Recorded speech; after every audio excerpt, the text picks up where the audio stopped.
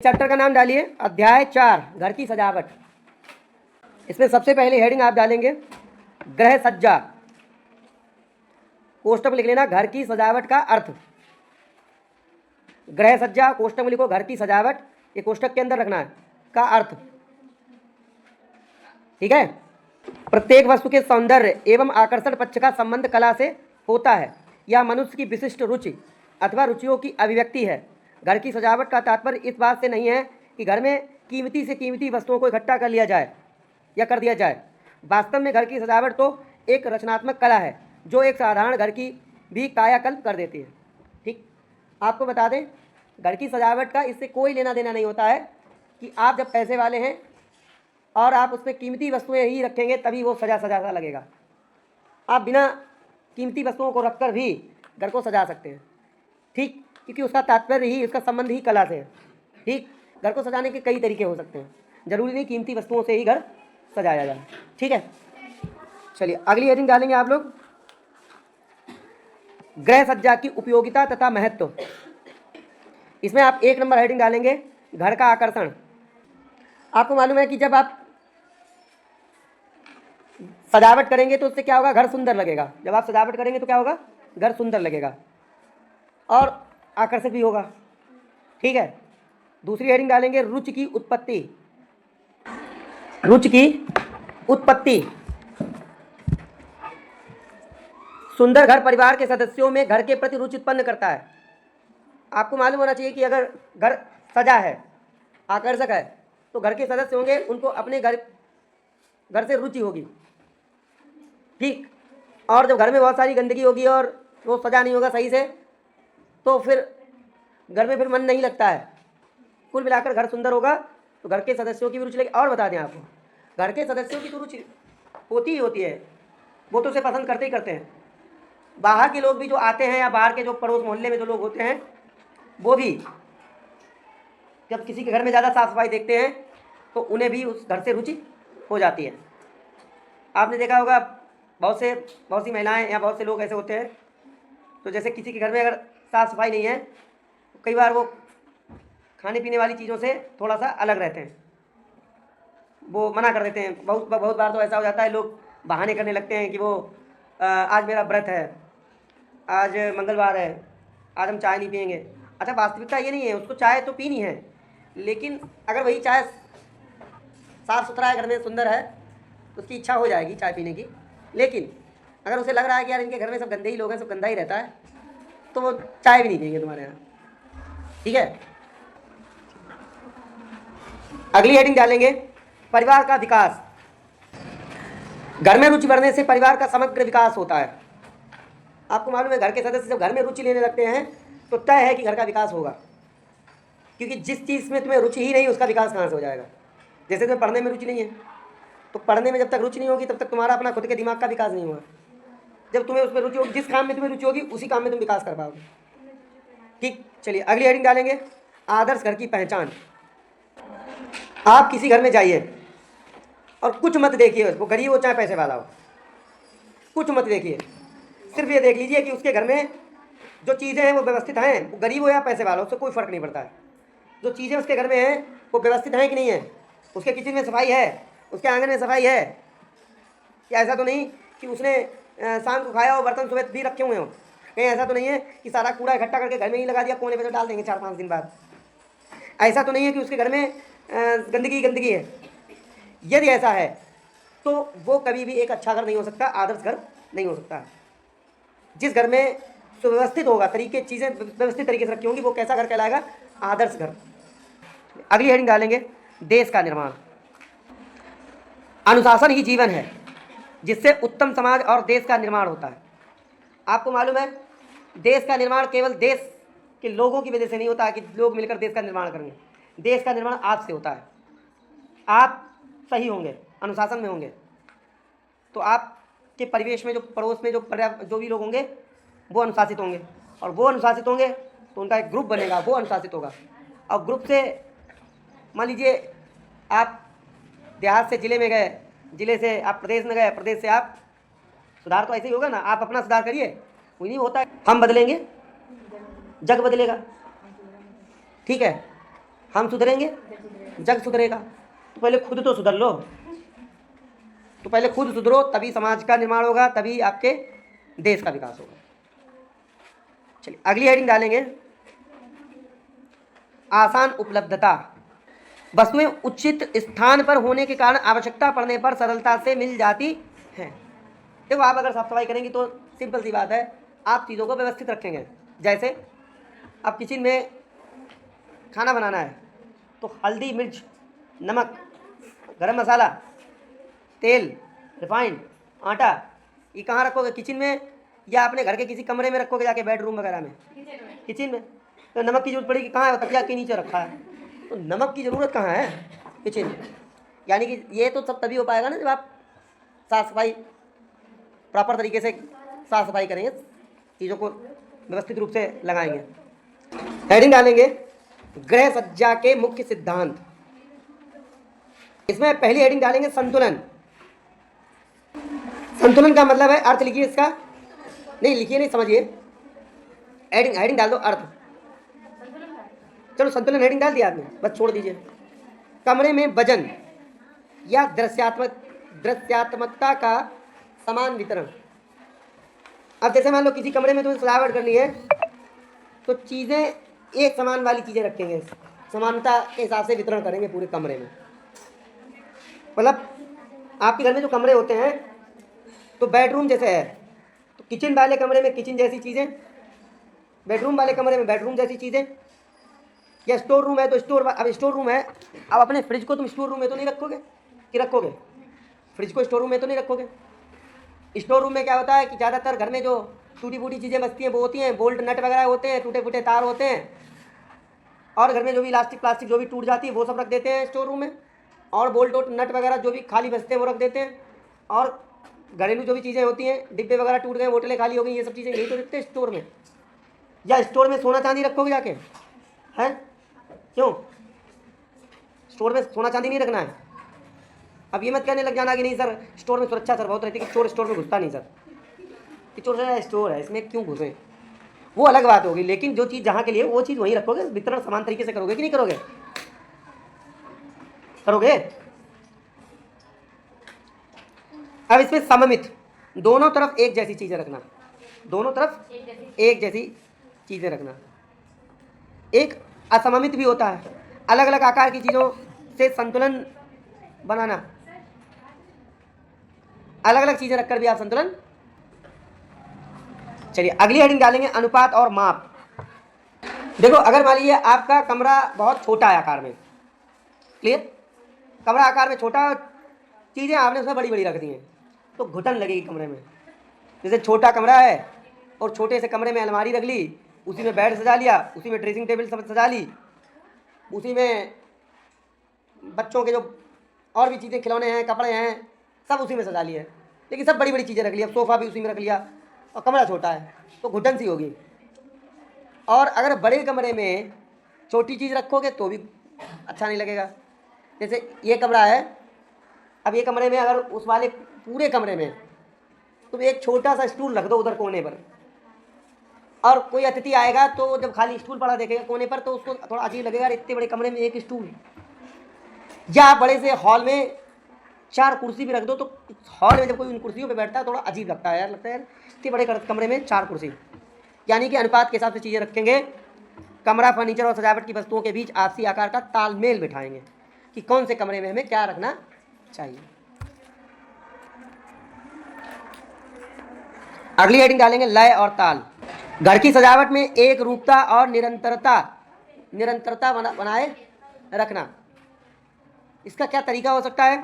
रंगों, पैटर्न या आकृतियों को बार बार दोहराकर कमरे में आंखों की गति को सहज बनाना। अगर मान लीजिए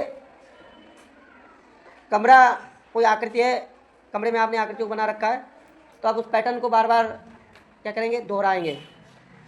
उससे क्या होता है? आंखों में सहजता आती है उसको, चित्र को देखने के लिए, ठीक है, गाढ़े चित्र बनाने में, कोई बैठे तो उसको आसानी से वो दिखाई दे सके।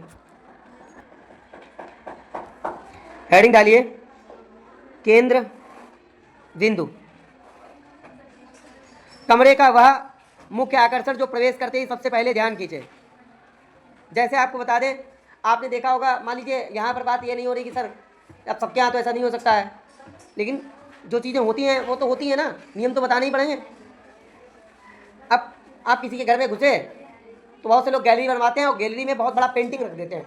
लोग घुसते हैं सबसे पहले उनकी नज़र उस पेंटिंग में जाती है, या कोई बड़ी तस्वीर लगवा देते, फोटो, मूर्ति, उस पर नज़र जाती है। पूरे घर में एक आकर्षण केंद्र बनाया जाता है जिस पर जब भी लोग घुसे तो उनका ध्यान उस पर जाए। जैसे आप GGIC में पढ़ते हो, तो आप जब GGIC में एंटर करते हो, चूँकि आप डेली आते हो, तो डेली आने की वजह से आपका ध्यान नहीं जाता है, लेकिन जब भी कोई नया व्यक्ति आता है तो उसके जो खंबे हैं, उन खंभों पे पेंटिंग्स हैं, तो वो व्यक्ति की नज़र पहले उन खंभों पे जाती है। वो पेंटिंग देखता है, सबसे पहले देखता है, पेंटिंग के बाद फिर वो देखता है दीवारों में लिखा क्या है, वो पढ़ता है। मतलब चाहे घर हो चाहे कोई बिल्डिंग हो, उसमें एक आकर्षण का केंद्र होना चाहिए, और वो ऐसा होना चाहिए जो सभी का ध्यान अपनी तरफ खींच ले। ठीक है, इसके बाद अगली हेडिंग डालेंगे, सामंजस्य या एकता।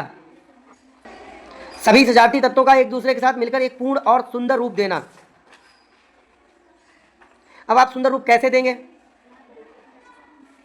थीम, रंग योजना और सामग्री में मेल जोल रखना ताकि घर बिखरा हुआ ना लगे। मतलब आप जो भी कुछ थीम वगैरह रखेंगे उस हिसाब से मैचअप करेंगे कि ऐसा ना लगे पूरा घर तितर बितर है।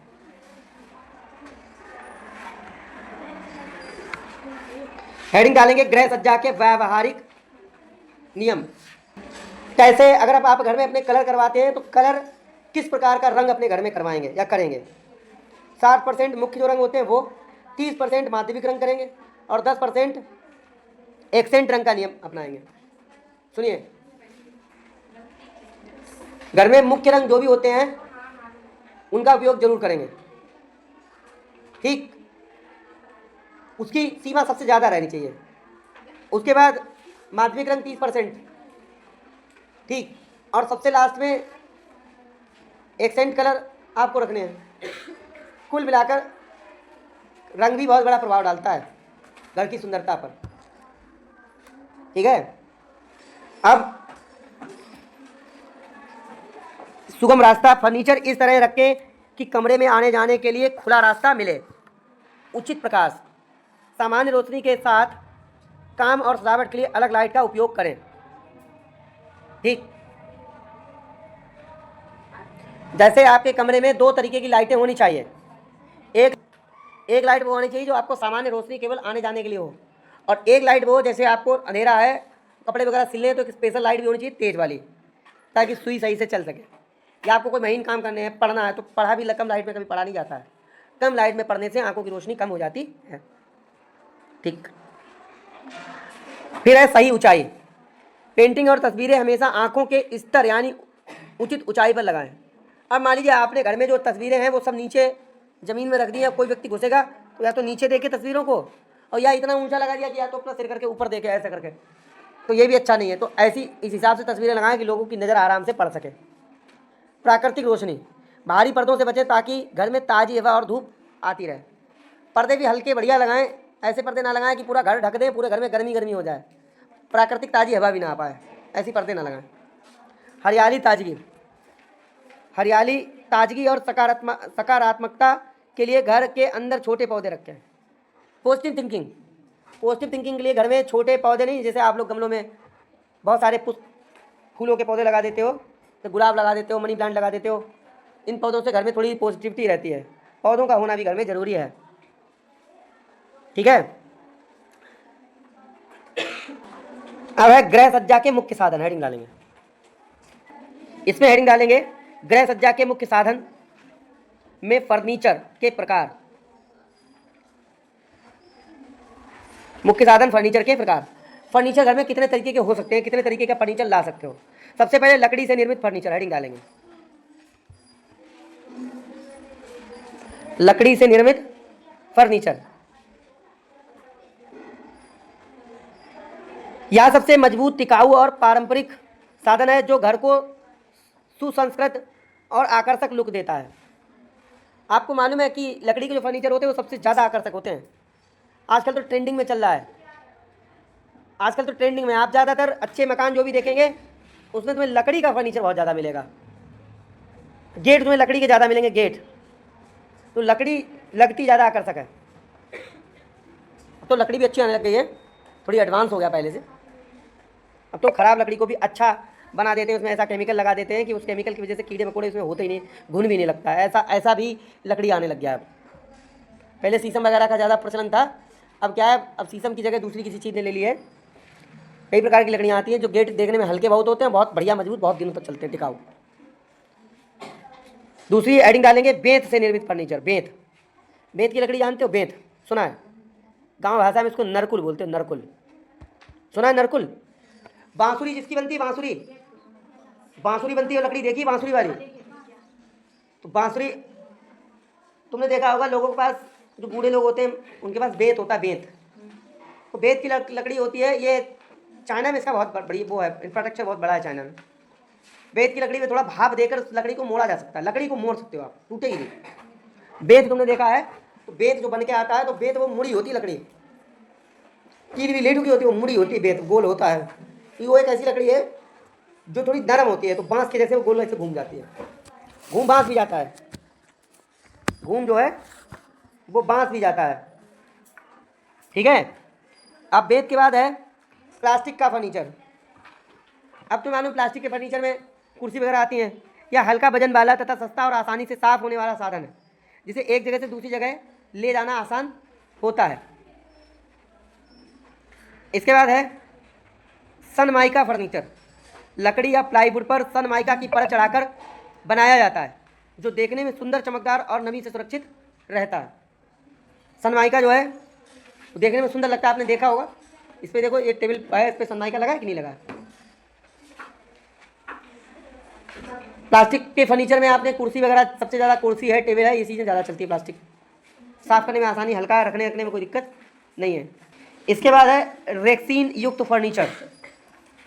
आपने देखा होगा सोफ़ा, जो केवल रेक्सीन के बने भी आने लग गए। हम तो हवा वाले सोफ़े, इनमें हवा भर दो, एकदम फूल के बड़े हो जाते हैं, फिर आराम से कूदो, लेटो, कुछ भी करो।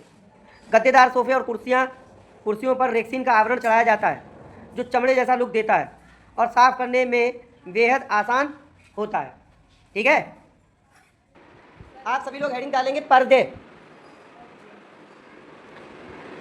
फर्नीचर के साथ साथ गृह सज्जा में पर्दों का विशेष महत्व है। विभिन्न खिड़की एवं दरवाजों पर कलात्मक ढंग से पर्दे लगाए जाते हैं।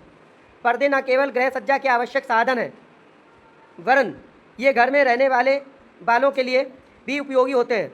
खिड़की व दरवाजों की सजावट में पर्दों का मुख्य स्थान है। तो आपको बता दें कि पर्दे भी हमारे घरों में शोभा बढ़ाते हैं, मतलब सजावट में पर्दों का भी योगदान होता है। सजावट में पर्दों का योगदान भी रहता है। ठीक। अगली हेडिंग डालेंगे पर्दों का चुनाव। पर्दों के चुनाव में आप हेडिंग डालेंगे पर्दों का चुनाव करते समय ध्यान देने योग्य 5 मुख्य बातें। पर्दों का कपड़ा अच्छी किस्म का, मजबूत एवं पारिवारिक बजट के अनुसार होना चाहिए।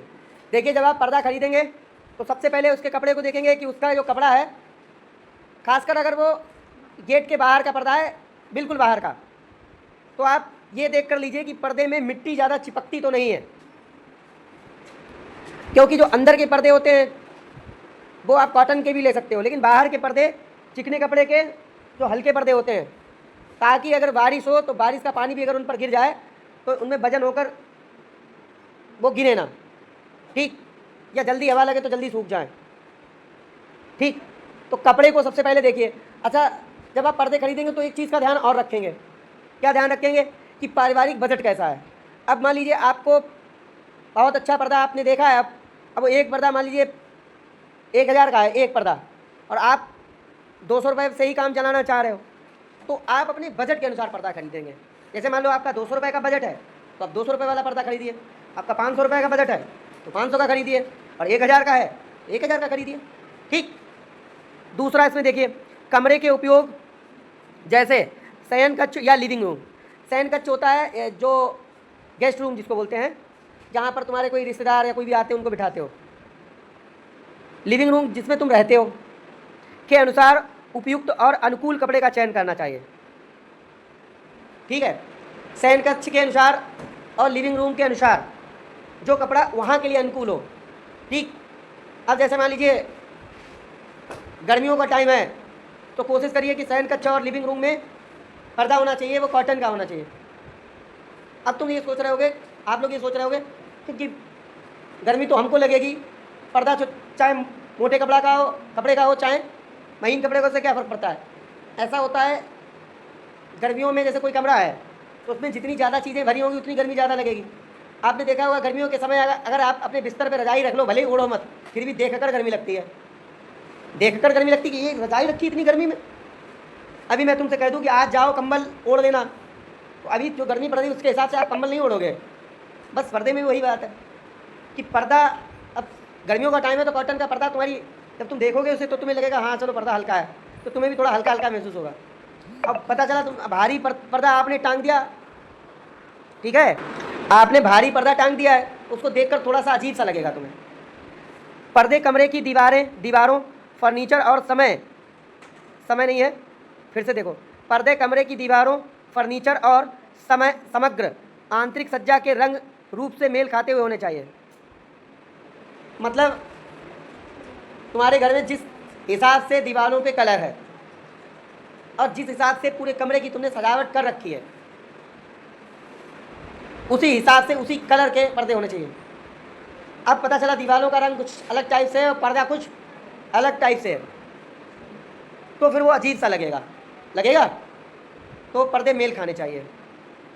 छोटे कमरों के लिए हल्के रंगों और हल्के कपड़ों के पर्दों का चयन करना चाहिए ताकि कमरा हवादार और खुला लगे। पर्दे ऐसे होने चाहिए जिन्हें आसानी से साफ और मेंटेन किया जा सके। अब जैसे आपने देखा होगा दो टाइप के पर्दे आते हैं कॉटन के, और कॉटन में जैसे वाइट कलर, अब वाइट कलर का अगर पर्दा लगा दिया तो गंदा हो जाएगा, तो उसको फिर साफ़ करना बड़ा मुश्किल होता है। तो पर्दे में भी फिर ऐसा कलर चूज़ करो और ऐसा कपड़ा चूज़ करो जिसमें मिट्टी चिपके ना, दाग पड़ जाए तो अगर वो धुलो तो जल्दी से उसमें दाग भी छूट जाए, ऐसा पर्दा चूज़ करेंगे आप।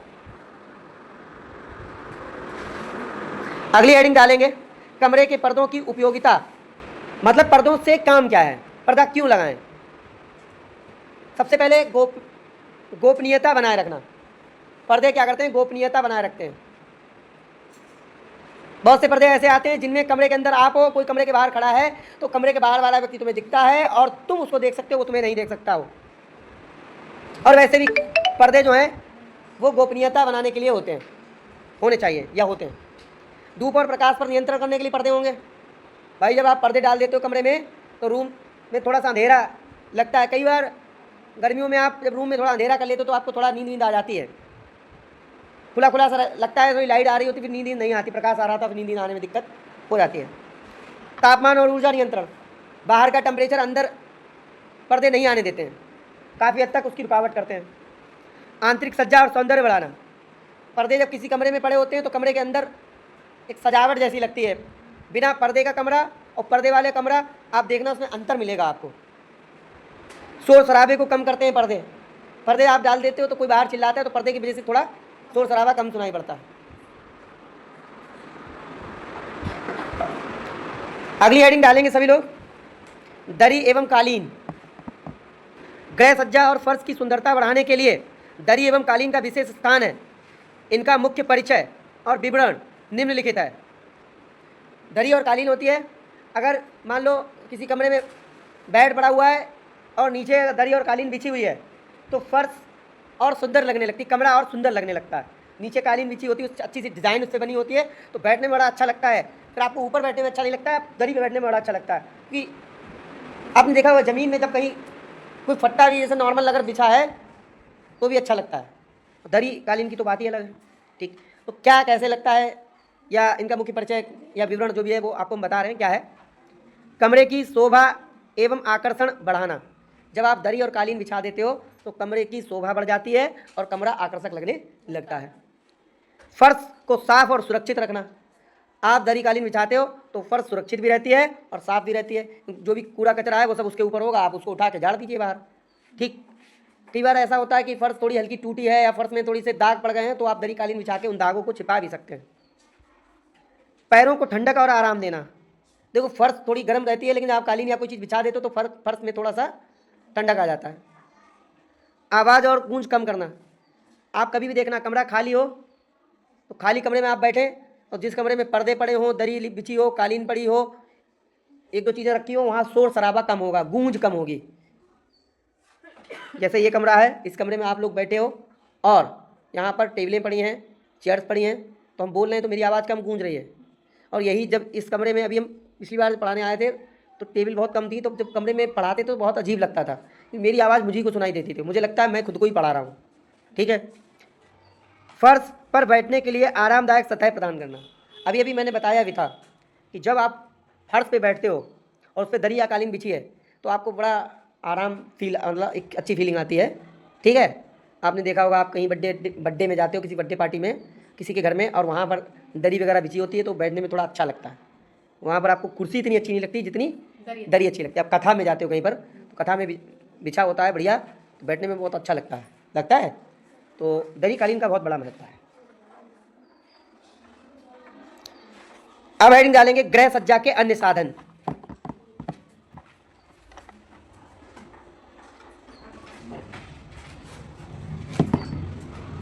गृह सज्जा के अन्य साधन, उसमें हेडिंग डालेंगे विभिन्न प्रकार के चित्र।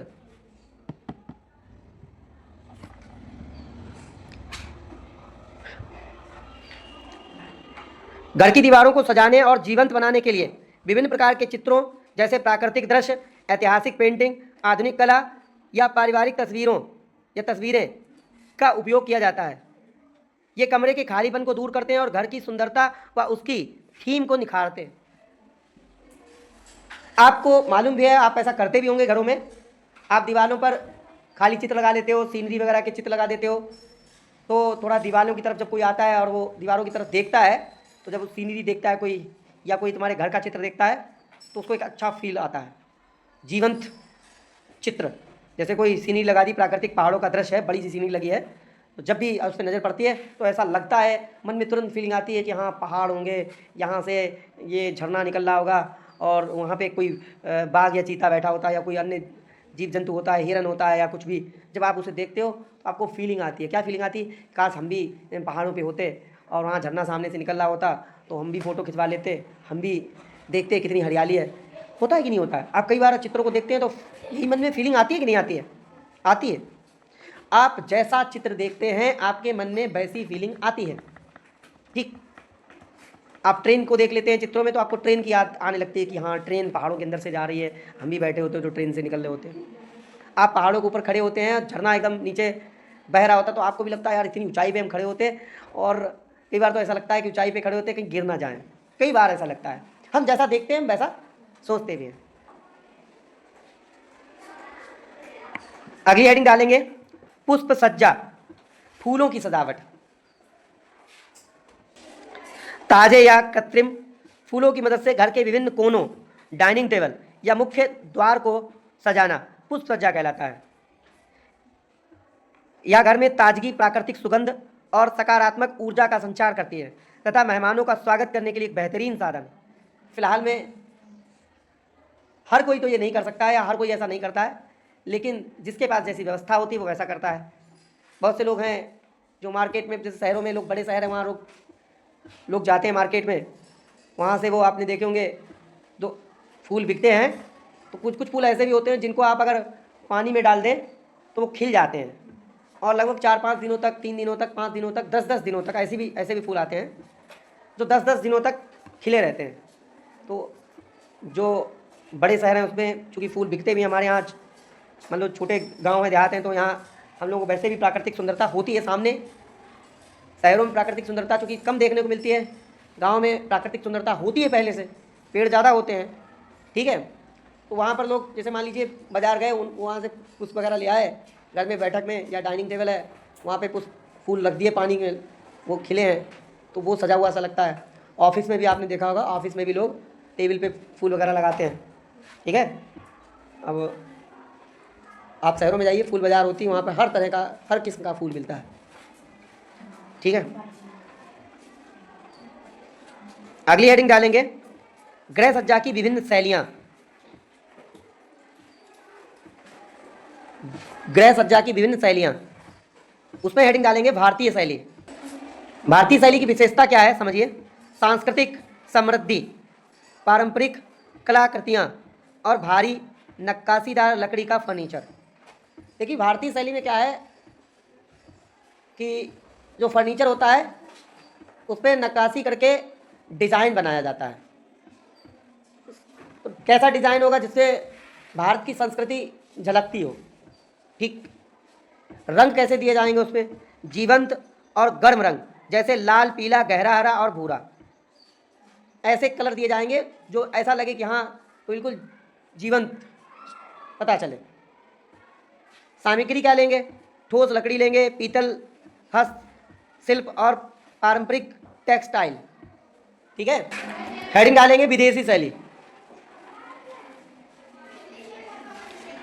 देखिए विदेशी शैली की विशेषता क्या है, आधुनिक, न्यूनतम और स्कैंडिनेवियाई दृष्टिकोण जो सादगी और कार्यक्षमता को प्राथमिकता देता है। रंग कैसे लेंगे, न्यूट्रल और शांत रंग जैसे सफ़ेद, ग्रे और हल्के टोन। सामग्री क्या लेंगे, कांच, स्टील, क्रोम और चिकने आधुनिक फिनिश। आपने देखा होगा कि जो विदेशी शैली है उसमें हल्के रंग लेते हैं चीज़ों में, और सब चीज़ें नॉर्मल, साधारण लेकिन अच्छी प्रतीत होती हैं। अब हेडिंग डालेंगे मिश्रित शैली। मिश्रित शैली, अब मिश्रित का मतलब उसमें मिक्सअप होगा, मिश्रण।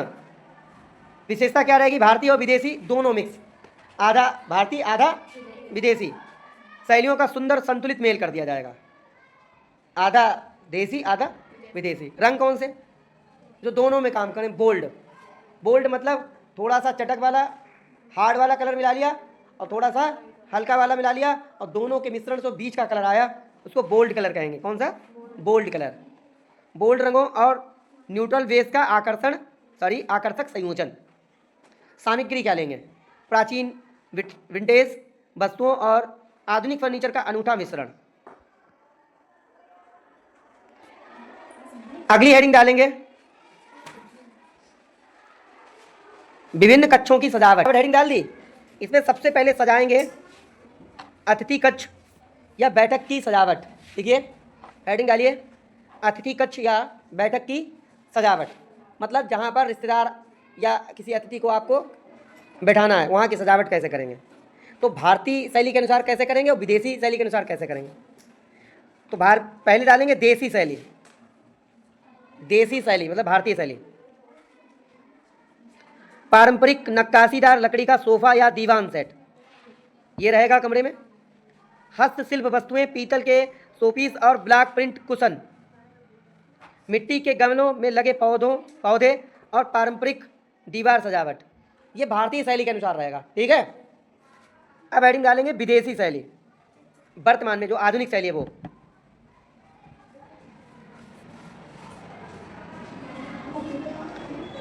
साफ सुथरी रेखाओं वाले आरामदायक आधुनिक सोफे और सेंटर टेबल। आपने देखा होगा आजकल सोफे होंगे और सोफों के साथ एक टेबल भी होती है, सेंटर टेबल जिसको बोलते हैं। बीच में बड़ा सोफा है, एक सोफा इस तरफ है, एक सोफा इस तरफ है, उन तीनों सोफों के बीच में एक सेंटर टेबल है, उसको सेंटर टेबल बोलते हैं। ठीक है, न्यूट्रल रंग पैलेट के साथ स्टाइलिश डिजाइनर लैंप, एक लैंप रखी होगी स्टाइलिश डिजाइनर वाली। कांच, मेटल फिनिश और मटेरियल का न्यूनतम उपयोग करेंगे। ठीक है, अगली हेडिंग डालेंगे मिश्रित शैली। मिश्रित शैली में लिखिए विंटेज भारतीय फर्नीचर के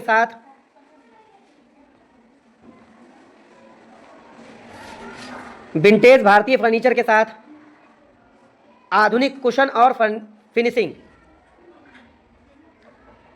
आधा देसी आधा विदेशी करना है तो मिक्स कर लेना। पारंपरिक कलाकृतियों और आधुनिक लाइटिंग का अनूठा मेल। अब आपने देखा होगा जो वर्तमान में नए रूम बनते हैं तो लोग अपने कमरों में एक्स्ट्रा एडवांस जो लाइटिंग होती है उस सिस्टम को अलग से लगवाते हैं। ठीक है, आधा देसी आधा विदेशी। जैसे पहले फ़ोटो आती थी वो सिंपल, अब फ़ोटो में क्या है, पहले साधारण बल्ब लगते थे, अब फ़ोटो में एलईडी लग के आती है। मतलब अगर आप उसको स्विच ऑन कर देंगे तो अंधेरे में फ़ोटो दिखेगी। वर्तमान में उससे भी एडवांस फ़ोटो आ रही है जिस फ़ोटो में रेडियम लगा होता है, अंधेरा है तो रेडियम की वजह से फ़ोटो तुम्हें दिखेगी। लाइट है तो लाइट की वजह से दिखेगी, अंधेरा है तो रेडियम की वजह से दिखेगी। अब अगली हेडिंग डालेंगे, बच्चों के कमरे की सजावट। बच्चों के कमरे की सजावट अथवा विद्यालय जाने वाले बच्चों के कमरों की व्यवस्था, जो पढ़ने वाले बच्चे हैं जैसे तुम, ठीक, क्या करेंगे तुम्हारे आपके कमरे के लिए, क्या करेंगे? चमकीले और ऊर्जावान रंगों जैसे पीला, नीला या हरा का प्रयोग करेंगे। हाँ, मतलब लाइट वाले कलर, जो कलर ऊर्जा देते हैं हमें, ये ऊर्जा देने वाले कलर है। कार्टून, सुपर हीरो या अंतरिक्ष थीम वाले वॉलपेपर और स्टिकर। देखो ये आपके ऊपर निर्भर करता है। अब आप मान लीजिए आप बड़े हैं तो अंतरिक्ष वाली चीज़ें लगाएंगे, स्टिकर। आप छोटे बच्चे हो तो कार्टून लगाएंगे। मतलब उसमें अगर साइंटिस्ट भी है, अगर कोई एरोप्लेन भी है दिख रहा है इसमें, या जेट विमान है, तो कार्टून टाइप वाला होना चाहिए ना। आपको कार्टून आकर्षक लगते हैं ना, इसलिए। खिलौने और किताबें व्यवस्थित करने के लिए सुरक्षित स्टोरेज रैक, एक रैक भी होनी चाहिए। ये सारी व्यवस्थाएं आपके लिए हैं। पढ़ाई के लिए उचित लाइटिंग और आरामदायक स्टडी टेबल होनी चाहिए। क्या बात है, आपके लिए होनी चाहिए। बच्चों की पसंद के सॉफ्ट टॉयज, नरम नरम खिलौने, ऐसे खिलौने ना हो जो तुम्हें चोट मारते हो। ठीक है, बच्चों ज़्यादा छोटे भाई, बच्चों के लिए और स्टूडेंट दोनों के लिए हो रहा है ना। छोटा बच्चा है, कक्षा 1-2 में पढ़ता है, तो सॉफ्ट खिलौने होने चाहिए उसके लिए। आप तो अपने ऊपर ले जाते हो। अब आप 10th क्लास में हो तो आप खिलौने से नहीं खेलोगे तो क्या हुआ? कोई तो खिलौना, कोई चीज़ तो होगी जो आपके लिए खिलौना होगी। कैरम बोर्ड आपके लिए खिलौना नहीं है क्या? फिर अब तुम क्या चाहते हो? कैरम बोर्ड ऐसा हो जो 50 किलो का हो, एक जगह से उठा के दूसरी जगह उठ जाए ना, हल्का होना चाहिए। अच्छा कैरम बोर्ड होना, ऐसा कैरम बोर्ड ना हो कि आप उसकी जो गोटी है कैरम बोर्ड की वो उस पर रखें, ऐसे 3 बार आप उसको मार रहे हो उंगलियों से, लेकिन वो आगे नहीं बढ़ रहा है। लोहे का हो, 1 किलो का, उंगली टूट जाएगी। हाँ, फिर कहने का मतलब कुछ भी है। बच्चों की पसंद के साथ टॉयज और क्रिएटिव हैंगिंग लाइट्स। और लास्ट हेडिंग डालेंगे, घर की सजावट करते समय, वेरी इंपॉर्टेंट हेडिंग है ये, घर की सजावट करते समय ध्यान देने योग्य बातें। अंतिम हेडिंग है ये, कमरे के आकार के अनुसार ही सही और उपयोगी फर्नीचर का चयन करें। कमरे का आकार कैसा, कमरा बड़ा है कि कमरा छोटा है। दीवारों के लिए रोशनी और कमरे के माहौल के अनुकूल रंगों का चुनाव करें। देखो, जिस कमरे में आप, कोई भी कमरा है उसमें आप उसके लिए किस प्रकार की रोशनी चाहिए और किस प्रकार के रंग उसमें चाहिए, वो प्रयोग करेंगे। प्राकृतिक रोशनी और कृत्रिम लाइटिंग का उचित संतुलन बनाकर रखें। कमरों को इस तरीके से व्यवस्थित करें कि प्राकृतिक लाइटिंग भी उसमें हो सके, मतलब प्रकृति द्वारा प्रदत्त रोशनी भी आ सके, और जो लाइटिंग होती है वो भी इसमें आ सके। कमरे में सकारात्मकता और ताजगी बनाए रखने के लिए ताज़े पौधे शामिल करें। कलाकृतियों और शोपीस को सही ऊंचाई पर और संतुलित मात्रा में सजाएं। सामान को व्यवस्थित रखने के लिए पर्याप्त और छिपे हुए स्टोरेज की व्यवस्था करें। सजावट में अपने व्यक्तिगत स्वाद और आरामदायक माहौल को प्राथमिकता दें। ठीक है, बस, धन्यवाद।